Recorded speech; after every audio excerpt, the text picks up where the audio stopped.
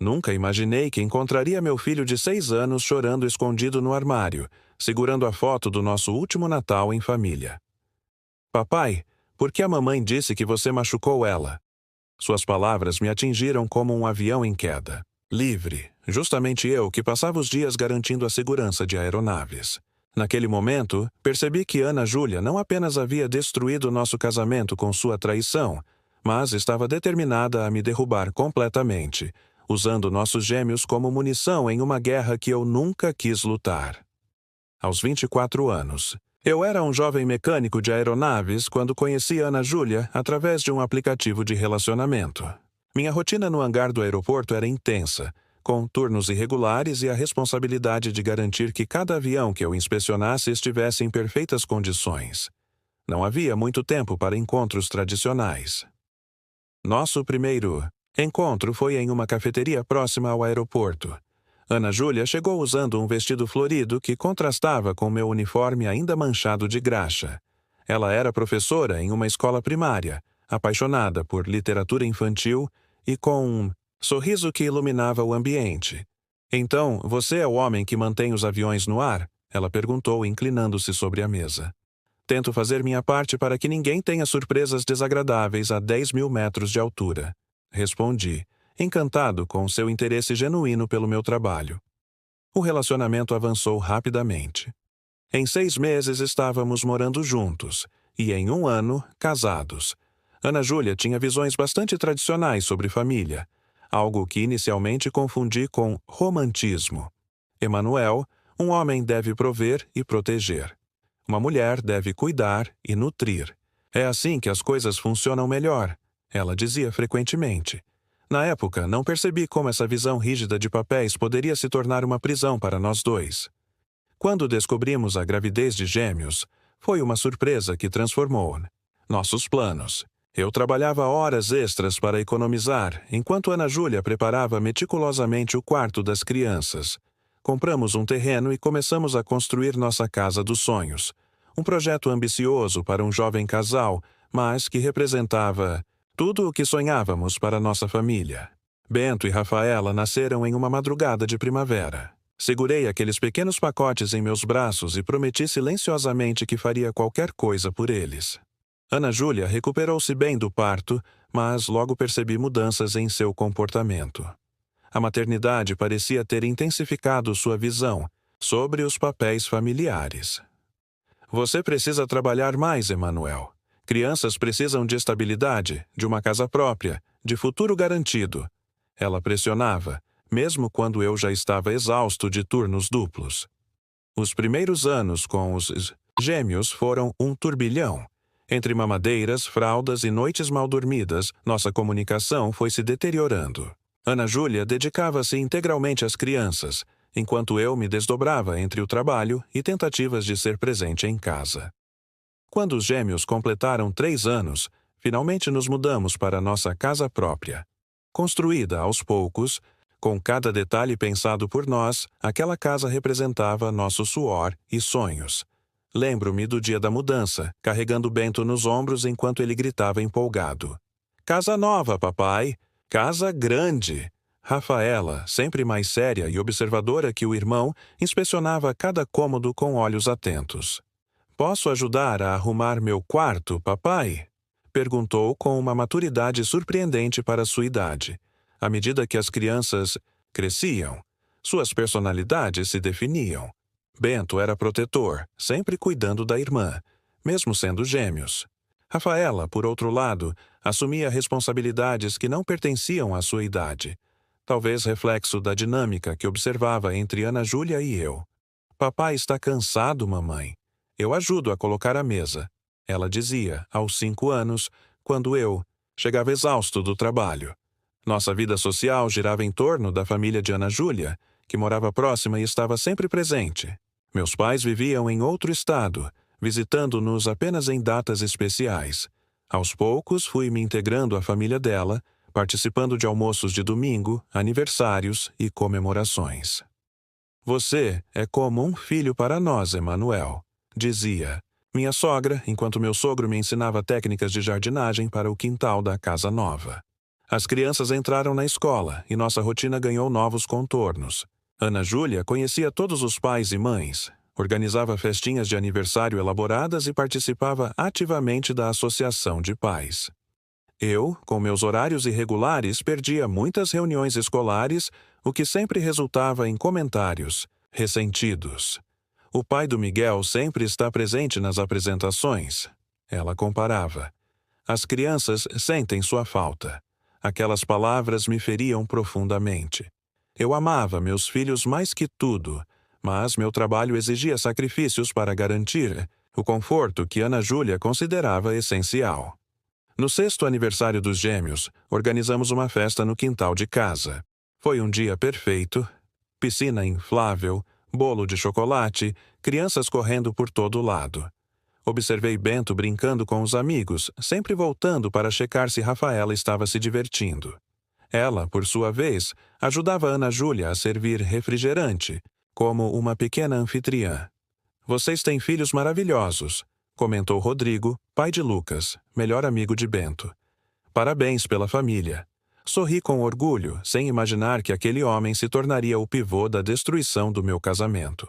Naquela noite, após as crianças dormirem exaustas, Ana Júlia e eu brindamos com vinho no quintal, sob as estrelas. Construímos algo bonito, não é? Perguntei, olhando para nossa casa, símbolo de nosso esforço conjunto. Sim, ela respondeu com um olhar distante que não compreendi na época. Mas, às vezes, me pergunto se é suficiente. Aquela frase deveria ter sido meu alerta. Mas, como tantas outras pistas, deixei passar, ocupado demais em manter os aviões seguros e prover para minha família. A primeira rachadura visível em nosso casamento apareceu durante uma reunião de pais na escola. Cheguei atrasado, após um turno emergencial no aeroporto, e encontrei Ana Júlia conversando animadamente com Rodrigo, o pai de Lucas. Havia uma intimidade no modo como se inclinavam um para o outro, como riam de piadas que eu não compartilhava. Nas semanas seguintes, notei mudanças sutis. Ana Júlia passou a se arrumar mais para levar as crianças à escola, checava o celular constantemente e mencionava Rodrigo em conversas casuais. Rodrigo disse que poderia nos ajudar com a reforma do deck, ou, segundo Rodrigo, deveríamos considerar mudar os gêmeos para aulas de natação. Engoli meu desconforto, convencendo-me de que era apenas uma amizade. Afinal, nossos filhos eram amigos. Era natural que nos aproximássemos dos outros pais. Numa manhã de domingo, enquanto brincava de construir uma cabana de lençóis com os gêmeos na sala, Ana Júlia me chamou para conversar no quarto. Seu rosto estava pálido, os olhos vermelhos de tanto chorar. "Preciso te contar algo", ela disse, sentando-se na beirada da cama. "Estou envolvida com Rodrigo. Começou como amizade, mas foi além. O mundo pareceu desacelerar. Ouvia as risadas dos gêmeos na sala, enquanto meu casamento desmoronava no quarto." "Por quanto tempo?" Consegui perguntar. 3 meses. Ela respondeu, olhando para as próprias mãos. "Não planejei isso, Emanuel. Aconteceu. Ele me faz sentir vista, valorizada." A confissão espontânea de Ana Júlia, motivada por uma crise de culpa após um final de semana romântico com Rodrigo, foi apenas o início do pesadelo. Pedi que saísse de casa temporariamente para que eu pudesse processar a situação e conversar adequadamente com as crianças. "As crianças ficam comigo", ela declarou categórica. "Você trabalha demais. Não tem como cuidar deles." Aquela noite foi a primeira de muitas que passei no sofá, ouvindo o choro abafado de Rafaela no quarto. Na manhã seguinte, sentamos com os gêmeos para uma versão simplificada da verdade. "Mamãe e papai precisam de um tempo separados para resolver algumas coisas de adultos", expliquei, tentando manter a voz firme. "É porque você não ama mais a mamãe?" perguntou Bento, seus olhos grandes fixos em mim. "É porque vocês brigaram muito?" completou Rafaela. Como explicar traição para crianças de 6 anos? Optamos por meias-verdades que, mais tarde, se transformariam em mentiras completas. Ana Júlia mudou-se para a casa de sua mãe, levando os gêmeos. Concordamos com visitas frequentes e eu permaneci em nossa casa, agora grande demais e estranhamente silenciosa. Contratei um advogado para iniciar o processo de divórcio e definir a guarda compartilhada. Foi quando o verdadeiro caráter de Ana Júlia emergiu. 2 semanas após sua saída, recebi uma ligação da escola. Rafaela havia contado à professora que papai machucou mamãe e por isso ela foi embora. Chocado, corri para a escola, onde a coordenadora me recebeu com um olhar desconfiado. Senhor Santos, entendemos que divórcios são complicados, mas precisamos garantir o bem-estar das crianças. Aquela foi apenas a primeira de uma série de falsas acusações. Ana Júlia começou a plantar ideias nas mentes impressionáveis dos gêmeos, sugerindo que eu era violento, negligente, até mesmo abusivo. Quando confrontada, negava veementemente. As crianças devem ter entendido errado o que eu disse. Justificava-se com falsa inocência. O processo de divórcio tornou-se uma guerra. Ana Júlia exigia a casa, pensão alimentícia exorbitante e guarda exclusiva dos gêmeos. Seu advogado apresentou relatórios questionáveis sobre minha capacidade como pai, citando meus horários irregulares e as preocupações das crianças. Em paralelo, descobri que Rodrigo não era apenas um caso passageiro. Eles planejavam um futuro juntos, e nossa casa, construída com meu suor, fazia parte desses planos. As visitas aos meus filhos tornaram-se momentos de tensão. Bento, antes, tão afetuoso, agora me observava com desconfiança. Rafaela alternava entre abraços desesperados e silêncios prolongados. Papai, a mamãe disse que você não queria mais morar com a gente, comentou Bento durante um passeio no parque. Isso não é verdade, filho. Eu queria muito continuar morando com vocês, respondi, engolindo o nó na garganta. Então, por que você machucou a mamãe? Insistiu ele, repetindo a narrativa plantada por Ana Júlia. Minha relação com a família de Ana Júlia, antes tão próxima, deteriorou-se completamente. Meus sogros, que me tratavam como filho, agora me viam como monstro. Amigos em comum afastaram-se, incertos sobre em quem acreditar. No trabalho, os problemas se multiplicaram. Ana Júlia ligava constantemente durante meus turnos, criando situações emergenciais com as crianças que me obrigavam a sair. Meu supervisor, inicialmente compreensivo, começou a questionar minha confiabilidade. Santos, entendo sua situação pessoal, mas aqui lidamos com segurança aérea. Não podemos ter distrações.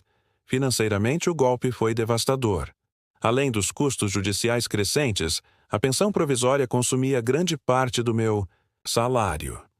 Ana Júlia recusava-se a trabalhar, alegando precisar estar disponível integralmente para os gêmeos traumatizados.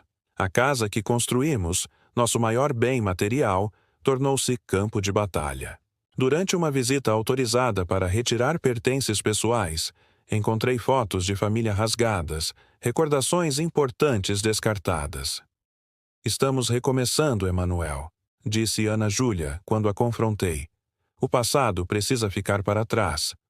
O pior momento veio 3 meses após a separação. Fui chamado à delegacia para prestar esclarecimentos sobre supostas marcas encontradas em Rafaela após um final de semana comigo. Sentado diante de um investigador que me olhava com suspeita, entendi o quão baixo Ana Júlia estava disposta a chegar. As marcas eram de uma queda no Cold Playground, documentada por fotos que felizmente tirei durante nosso passeio. O caso foi arquivado, mas o dano à minha reputação estava feito. Vizinhos me evitavam. Pais de amigos dos gêmeos proibiam seus filhos de me visitar. Papai, por que o Lucas não pode mais brincar comigo quando estou na sua casa?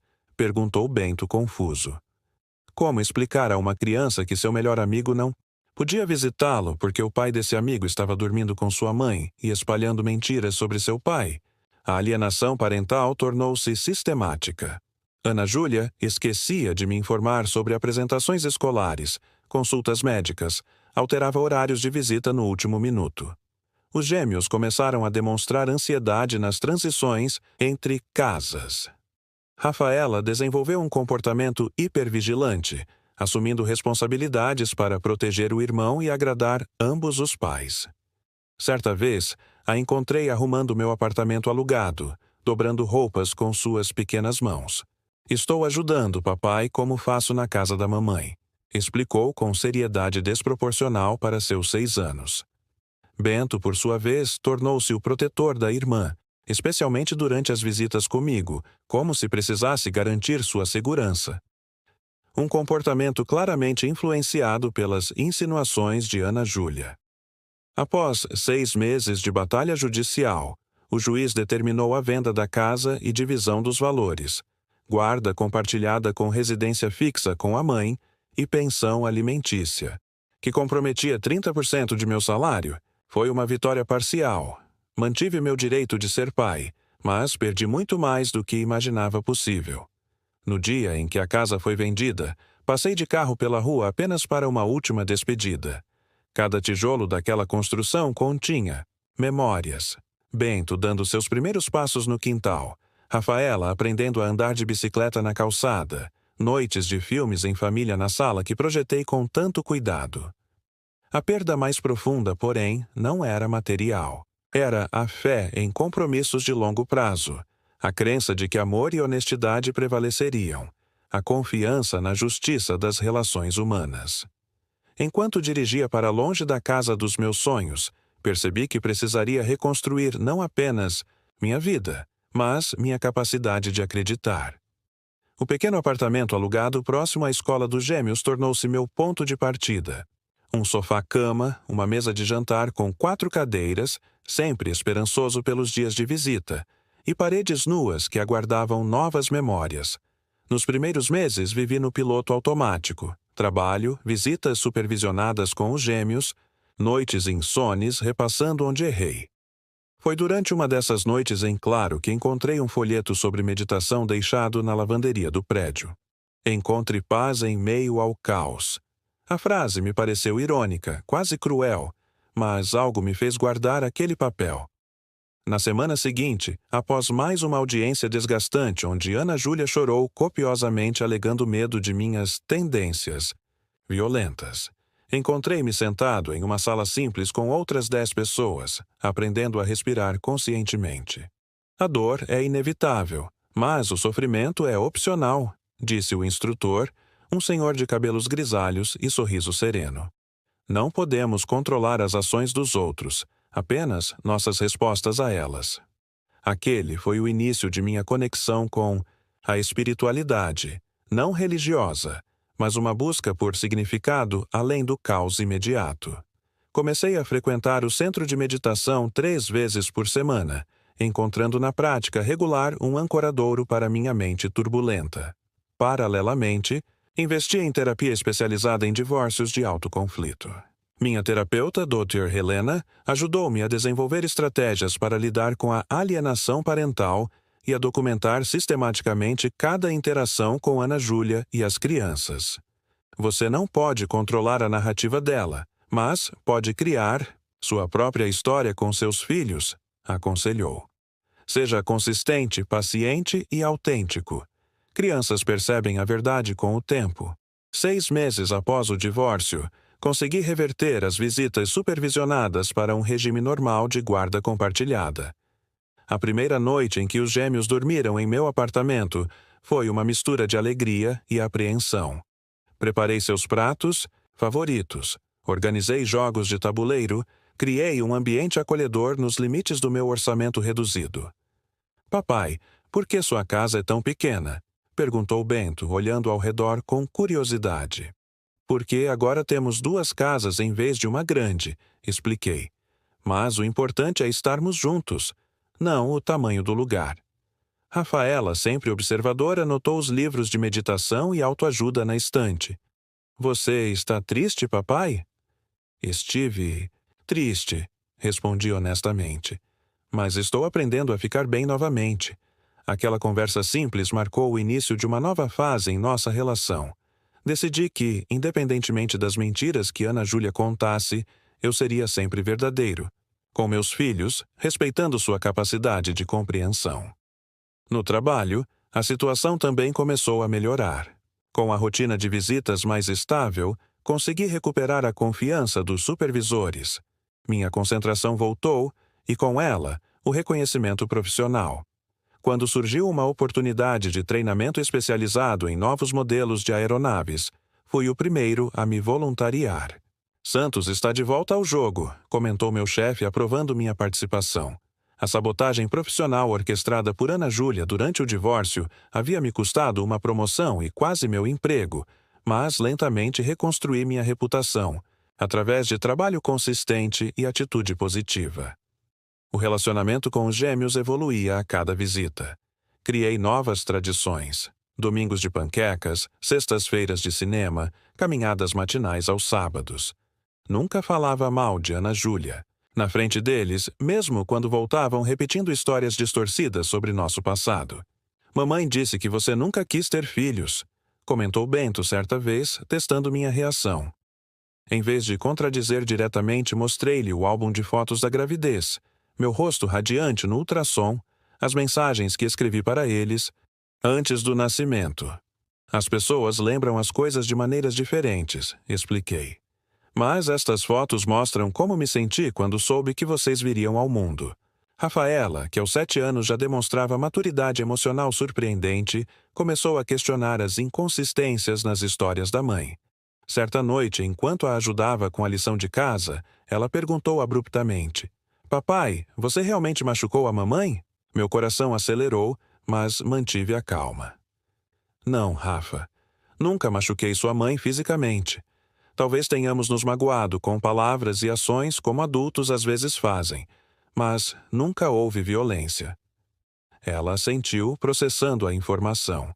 Eu achei que não, você nunca grita, nem quando o Bento derramou suco no seu computador. Aqueles pequenos momentos de reconexão com a verdade foram fundamentais para nossa cura coletiva.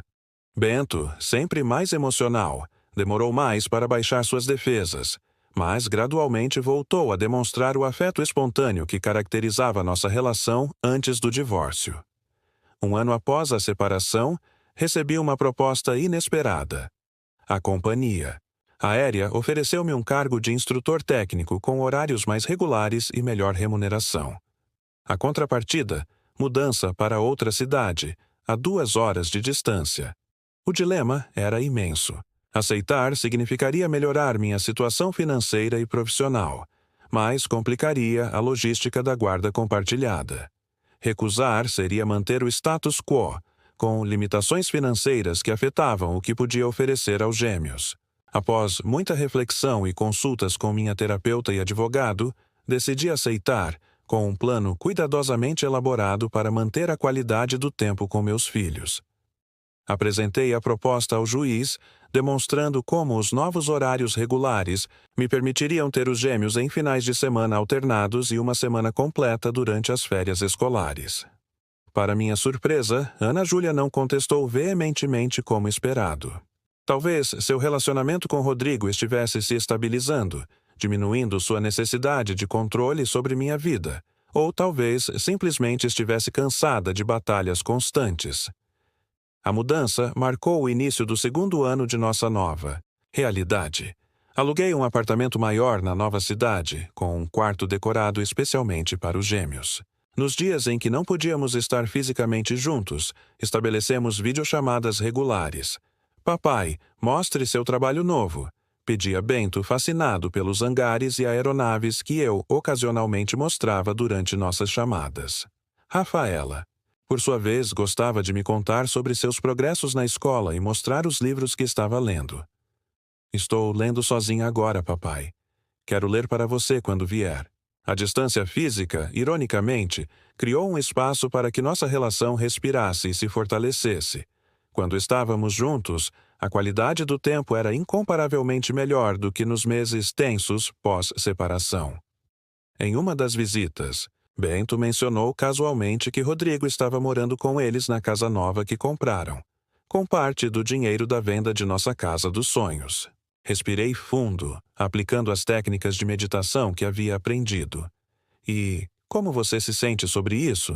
Perguntei, genuinamente interessado em sua perspectiva. Ele é legal, respondeu Bento, dando de ombros. Mas não é como você. Ele não sabe contar histórias de aviões.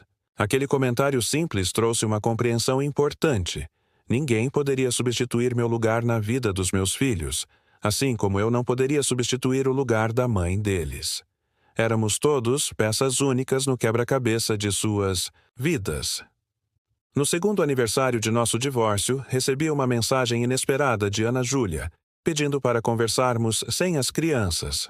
Encontramo-nos em um café neutro, ambos visivelmente diferentes das pessoas que éramos 2 anos antes. Quero me desculpar, ela disse após um silêncio inicial desconfortável. Não por terminar nosso casamento, mas pela forma como conduzi tudo, as acusações, as manipulações. Não foi justo com você ou com as crianças. Sua confissão me pegou desprevenido. Parte de mim queria rejeitar suas desculpas, enumerar cada ferida infligida, cada mentira contada. Mas 2 anos de trabalho, espiritual e terapêutico, me ensinaram que perdoar não era sobre ela, era sobre me libertar. Obrigado por dizer isso, respondi simplesmente. Espero que possamos seguir em frente e colocar os gêmeos em primeiro lugar.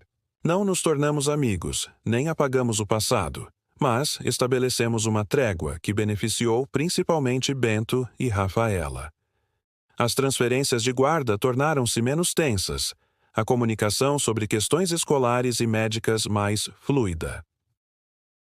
2. Anos após o colapso de meu casamento, encontrei-me em um lugar que jamais imaginei possível nos dias sombrios do divórcio. Meu apartamento, antes tão vazio, agora continha evidências de uma vida reconstruída. Fotos recentes com os gêmeos, certificados de cursos que fiz, livros que me ajudaram na jornada. A lição mais valiosa que aprendi foi sobre a importância de manter minha identidade individual mesmo dentro de relacionamentos. Ana Júlia e eu nos perdemos um no outro em papéis rígidos que não permitiam crescimento ou autenticidade. Prometi a mim mesmo nunca mais abandonar minha essência por um relacionamento. Em uma tarde de domingo, enquanto Bento e Rafaela brincavam no parque próximo ao meu apartamento, observei como haviam crescido e mudado. Bento, ainda protetor, agora demonstrava mais segurança e independência. Rafaela mantinha sua maturidade precoce, mas permitia-se momentos de despreocupação infantil.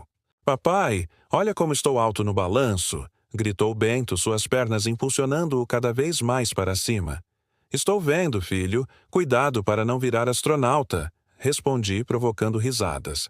Rafaela aproximou-se, sentando-se ao meu lado no banco. Papai, você ainda fica triste às vezes? Às vezes, respondi honestamente. Mas também fico muito feliz, especialmente quando estou com vocês. Ela assentiu com a sabedoria peculiar que sempre carregou. A professora disse que sentimentos são como o clima. Mudam sempre, e tudo bem. Sorri, reconhecendo nas palavras dela ecos das lições que aprendi em minha jornada espiritual. Sua professora é muito sábia, Rafa. Naquele momento simples, percebi que havíamos todos sobrevivido à tempestade. Não ilesos. Cada um carregava cicatrizes visíveis e invisíveis, mas inteiros de uma nova maneira. A casa dos sonhos estava perdida, assim como a família que imaginei construir, mas ganhamos versões mais autênticas e resilientes de nós mesmos. Como mecânico de aeronaves, aprendi que mesmo as máquinas mais sofisticadas precisam de manutenção regular e reparos, após turbulências. Nós, humanos, não somos diferentes. O divórcio foi minha turbulência mais severa, mas também a oportunidade de reconstruir fundações mais sólidas. 2 anos de reconstrução gradual me ensinaram que famílias vêm em diferentes formatos, que amor paterno transcende endereços e arranjos legais, e que nossa capacidade de recuperação é muito maior do que imaginamos nos momentos de queda livre. Enquanto observava meus filhos brincando sob o sol daquela tarde, senti gratidão pela jornada. Não pelo sofrimento em si, mas pela pessoa, que me tornei através dele. As asas estavam quebradas, mas havíamos aprendido a voar novamente, de maneiras que nunca imaginei possíveis.